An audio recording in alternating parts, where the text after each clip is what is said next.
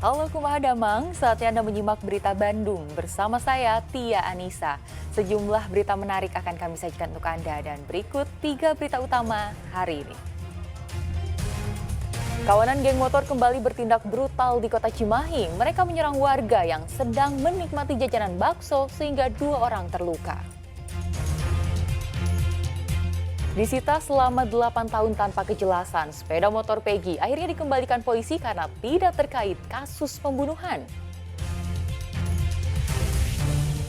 Permintaan tinggi, harga berbagai jenis sembako melonjak jelang Hari Raya Idul Adha.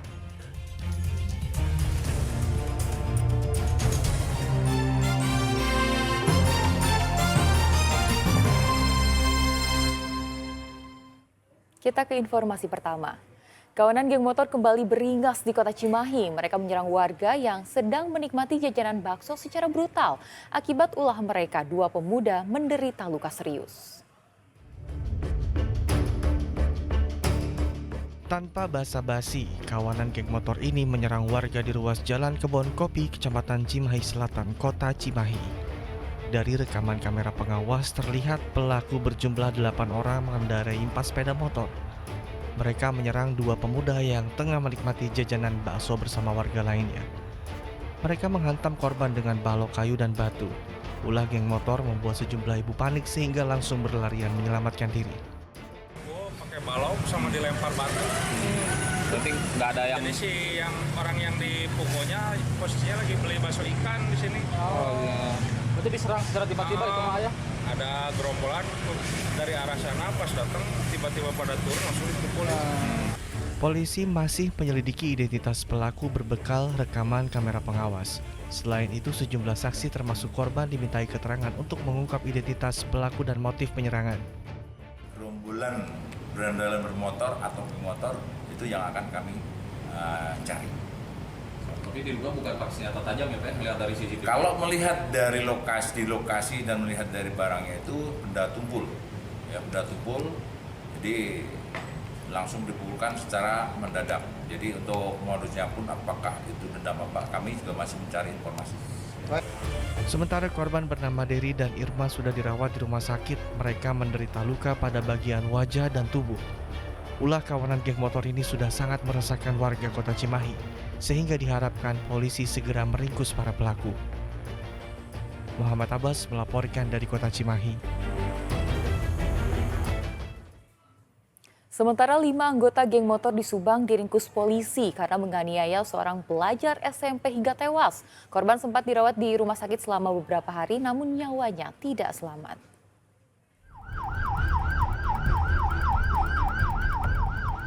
Buron lebih dari 2 pekan, akhirnya 5 anggota geng motor di Subang ditangkap polisi.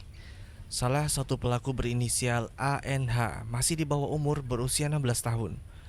Kawanan geng motor ini pada 26 Mei lalu menganiaya pelajar SMP Negeri 6 Subang bernama Muhammad Itham di wilayah Cigadung, Subang.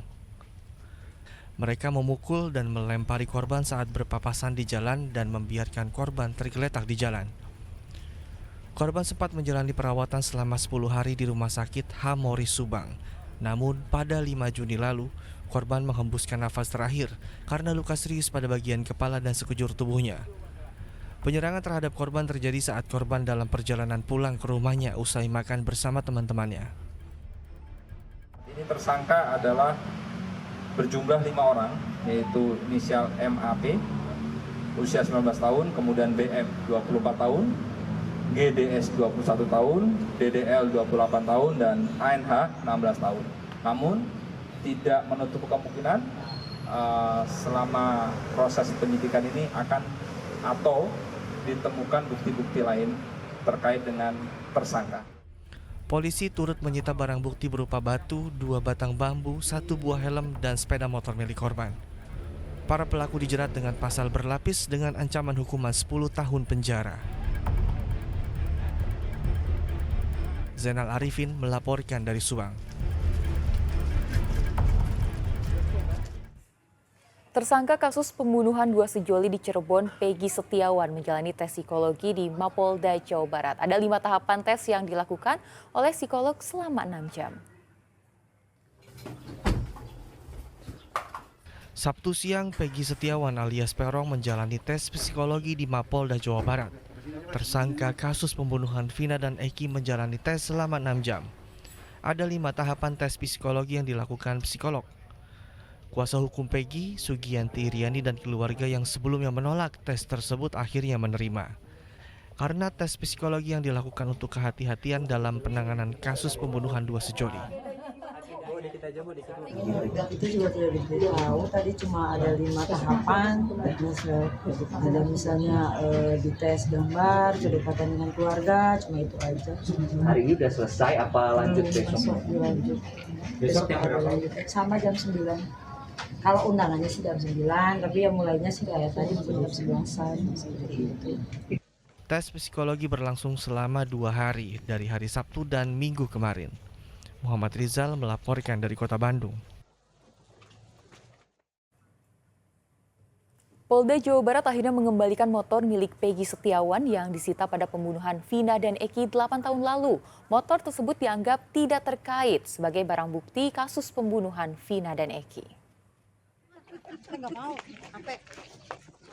Selama 8 tahun disita tanpa alasan jelas, Polda Jawa Barat akhirnya mengembalikan motor milik tersangka Peggy Setiawan. Penyidik menyerahkan motor Peggy kepada pihak keluarga didampingi tim pengacara. Keluarga langsung membuka bagasi motor. Motor milik Peggy Setiawan disita polisi tahun 2016 lalu usai kasus pembunuhan Vina dan Eki. Namun anehnya polisi baru mengakui motor ini tidak terkait barang bukti kasus pembunuhan setelah 8 tahun berlalu. Kuasa hukum meminta polisi mengembalikan barang milik Peggy lainnya termasuk ponsel karena tidak terkait pembunuhan dua sejoli tersebut. Ini motornya Peggy Setiawan yang pada saat diamankan ini menggunakan motor ini di Bandung. Jadi ini tidak ada kaitannya sebenarnya dengan peristiwa. Ya harusnya sih motor Jupiter juga itu yang 2016 itu ya Bu ya, belum dibalikin Bu ya. Iya pokoknya yang tidak ada kaitannya ya balikin lah. Pada akhir Mei lalu, Peggy ditetapkan polisi sebagai tersangka bahkan otak pembunuhan Vina dan Eki. Namun sejauh ini polisi belum memperlihatkan barang bukti keterlibatan Peggy dalam kasus tersebut. Muhammad Rizal melaporkan dari Kota Bandung. Sutradara film Vina diperiksa penyidik Polda Jawa Barat sebagai saksi terkait pembunuhan Vina dan Eki. Sutradara sekaligus produser film berjudul Vina Sebelum 7 Hari bernama Anggi Umbara diperiksa penyidik selama lebih dari 7 jam. Anggi diperiksa sebagai saksi terkait pembunuhan Vina dan Eki karena menampilkan kasus tersebut di layar lebar. Anggi ditanya bagaimana bisa mendapatkan cerita, versi, dan detail pembuatan film. Salah satu hal yang dibantah Anggi adalah rekaman kamera pengawas pembunuhan yang beredar di media sosial. Anggi menegaskan rekaman CCTV itu adalah proses pembuatan film, bukan peristiwa pembunuhan Eki dan Vina. Kasus pembunuhan Vina dan Eki kembali mencuat di publik setelah filmnya beredar.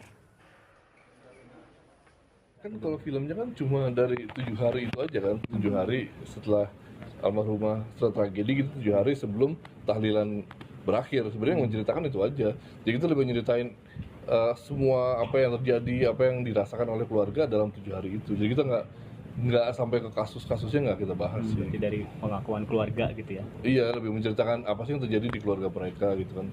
Lebih ke family value.